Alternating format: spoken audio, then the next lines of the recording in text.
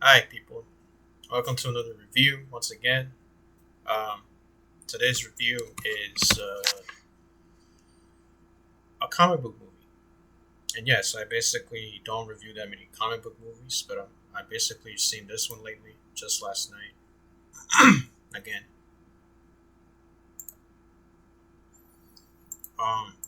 movie's called Hellboy, starring Ron Perlman and directed by Guillermo del Toro.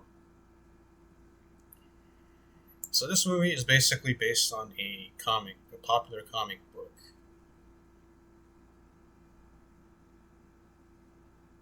by Marvel Studios. I'm assuming Marvel. It is basically about the end of the world, the end of World War II. The Nazis attempt to open a portal to like a paranormal dimension in order to like defeat the Allies, but are only able to summon a baby demon who's rescued by Allied forces and dubbed Hellboy. You know, Ron Perlman.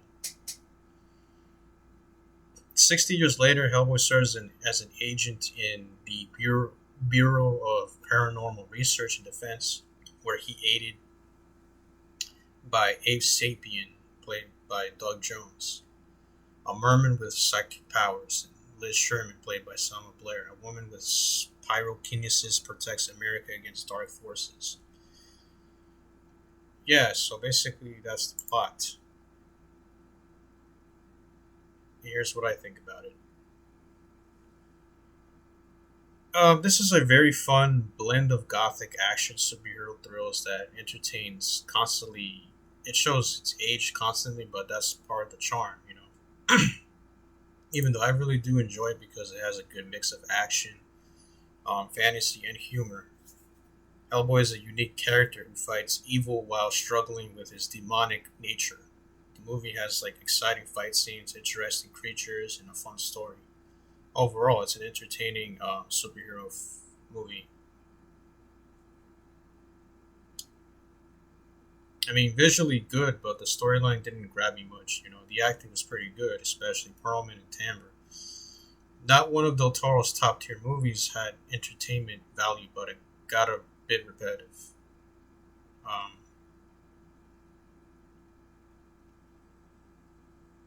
Even though the movie is very fantastic, visually beautiful, Ron Perlman does a good job as Hellboy. The action scenes are just as good. I could see that, you know, Guillermo del Toro's vision and passion in this film. You know, the CGI is pretty 2000s, and the story of Hellboy and his origin is just so appealing. But overall, it's great. You know, if I had to choose between five best superhero movies, this would be one of them. I mean, Ron Perlman delivers like a great performance, nailing the character perfectly. And I have also seen two. It's just as good as this one.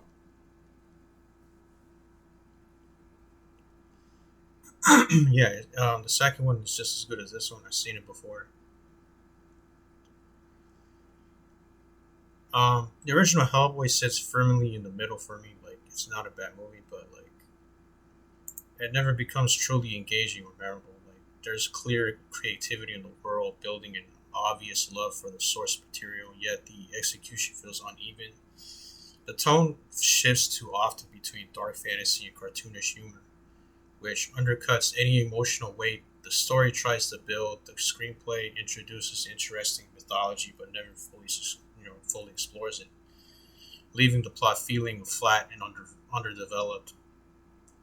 You know, Ron Perlman is the only one that brings personality to Hellboy, but the performance leans to exaggerating, making the character feel more goofy than grounded. Overall, it's watchable and arguably the best of the franchise, but it's not something I would revisit or strongly recommend, well, unless you're a huge fan of the comics.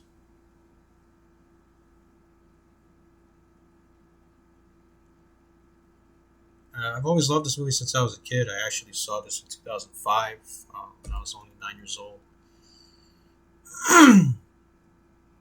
A lot of insanely unique ideas, awesome characters, and a great time. Ron as Hellboy would never be topped. I don't mind. I don't think David Arbor in the reboot isn't that bad, but yeah, Ron is never topped.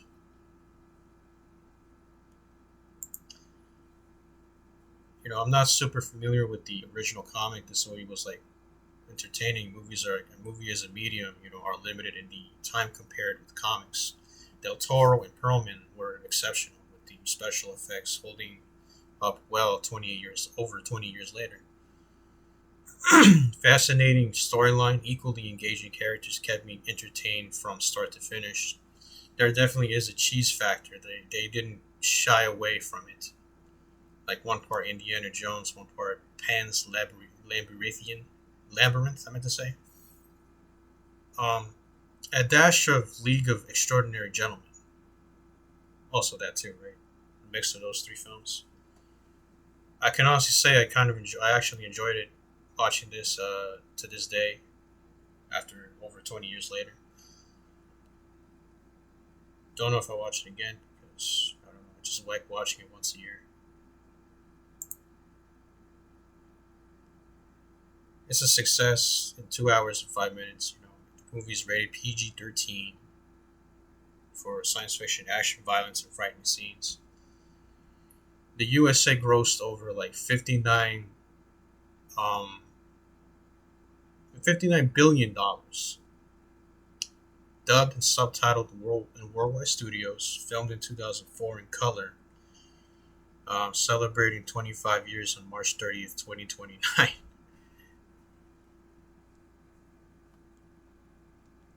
Yeah, I can't wait for that anniversary because I missed the 20th. I'm going for the 25th.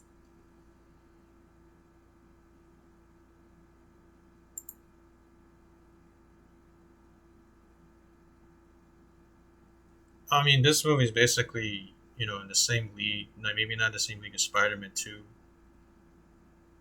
and the original Batman from 1989. But it's this movie had its few tricks up in its sleeve. I also love the main villain. I like the Cronian. I think that's his name. I think he's a really great villain. He's awesome. You know, Very underrated too. Very most underrated movie villain of all time.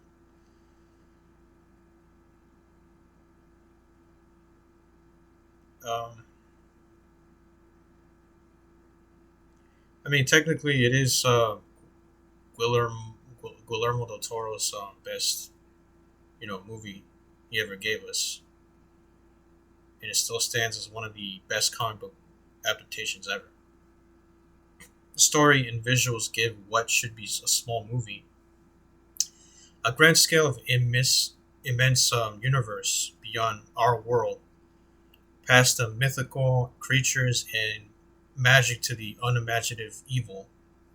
It's not so often I would watch a movie where the actors are naturally fit into their roles, give an understanding of their performances, and give a sense of being the character longer than they have. The likes of Ron Perlman, Selma Blair, and John Hurt automatically do it with so much elements of fantasy and horror. The visual effects are mixed with the practical effects, creating some of the best on-screen creatures designs. Um, yeah, I don't know what else I could say about it. It's actually just a great film.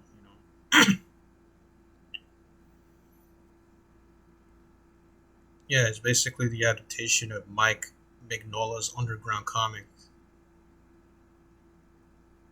The notorious for the event inventiveness inventiveness of Guillermo del Toro, who incidentally would also bow to the imagination of H.P. Lovecraft to enjoy with an extra large of popcorn.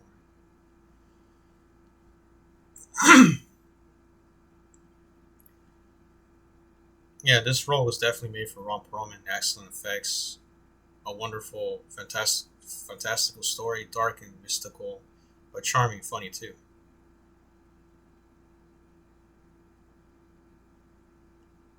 Yeah, yes. So it's basically over 20 years later. This ranks as one of the director Guillermo del Toro's best works, adapted from Dark Horse Comics by Mike Magnola, starring Ron Perlman, the late John Hurt, Doug Jones, David Hyde Pierce, Selma Blair. The opening starts with the American soldiers at Poland in 1944. Near the end of World War II, Rasputin of the Tsar royal family and his disciple Cronin, awesome villain, and their followers prepare to summon a demon from another dimension to fuel Adolf Hitler's version of world domination. He is stopped. However, the soldiers seem victorious, but something else came out. Excuse me, guys. Yeah, something else came out. A small red creature with a rock hand is found and adopted by Professor Trevor Broom and deemed the name Hellboy cut to present day. The professor is slowly dying, yet still runs operations at the BRD, aka the Bureau of Paranormal Research and Defense. They specialize in hunting down all kinds of supernatural beings, keeping the world safe. A new recruit has joined named John Myers to be a partner for Hellboy, but he is a bit egotistical, temperamental, jokey, and a childish. Other associates include Abraham Sapien, an aquatic creature who can read minds, and Liz Sherman, who uses pyrokinesis, but she left the agency a while ago for fear of losing control. Hellboy and her used to date as well, but with Rasputin's return, the world faces an apocalypse involving Hellboy himself, even though he is destined to bring about the end of everything. Perlman totally fits the billing playing this character, and the makeup effects and prosthetics blend perfectly. He's an outlier among the more normal offerings of comic book characters we've grown accustomed accustomed to. Del Toro has such a unique love and feel for the otherworldly creatures. Thankfully, he doesn't shy away from using real props and customs. He has such a macabre sense of humor, along with a distinct visual flair. And this was his dream project for years. I've never heard of the Dark Horse comic by Mike Mignola. It was originally a throwaway idea at first by the creator himself, yet he became popular once he hit the stands in August 1993, showing up in crossovers, miniseries, and one shots. The film can be a bit derivative, derivative, and some of the dialogue can be quite trite, but the movie manages to be quite colorful, visually interesting, expansive, funny, charming, and atmospheric. It is also rooted in occultism, namely Nazi philosophy from the source material to H.P. Lovecraft. The filmmakers even insert a two fathers, one son element representing the main character's conflict with Perlman. Excuse me. With Perlman, he's having fun playing the superhero without being so self-serious, finding community in his own circle. Hellboy, even after all this time, holds a unique style of filmmaking next to lavish production values. Man, that was long. That was a lot to read for my notes. Yeah, I haven't seen this wonderful superhero film in years. First time I watched it was in '05. The last time I watched it was probably around 2013, I think. Yeah, so Just watched it last night, and I still enjoy it. The backstory begins when the Nazis work to bring the demons from hell to help them, and shows Hellboy grown into a fighter for the good guys. Has great special effects. This movie's an instant classic. It's basically a blast from start to finish.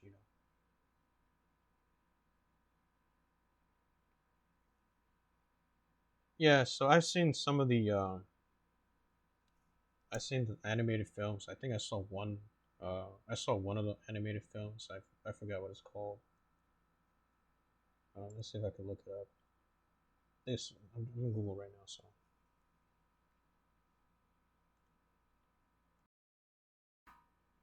yeah, I think the animated films I've seen was Swords of Storms. I think it's an animated film. It's a really good film. It's by stories by Mike Mignola and Tat Stokes. It was directed by Phil Weinstein. I think I saw this when it premiered on Toonami a long time ago. Yeah, that's I've seen some of these animated movies. It's only two though. Yeah, so basically, there was a reboot in this movie that I never even watched because I think it's not as good as the first two. Oh, and they also have another reboot too. Um, yeah, I didn't know that. Yeah, I don't know why they made a reboot of this series. I thought the first one was good. I thought the second one was great too. But yeah, I don't know. This film is a hit or miss for me. It's actually pretty decent. It's probably actually pretty good. I still enjoy it to this day. It's basically still a love letter to the original comics from Dark Horse. Yeah, so that's all I gotta say. Thanks. This is my review for Hellboy, the original Hellboy. I don't know if I'll do a video for the sequel. That is, if I'm able to watch it for free on Tubi. If it doesn't come on Tubi, then I don't know. I guess I won't. But anyways, this is my review. Stay tuned for more videos. Bye.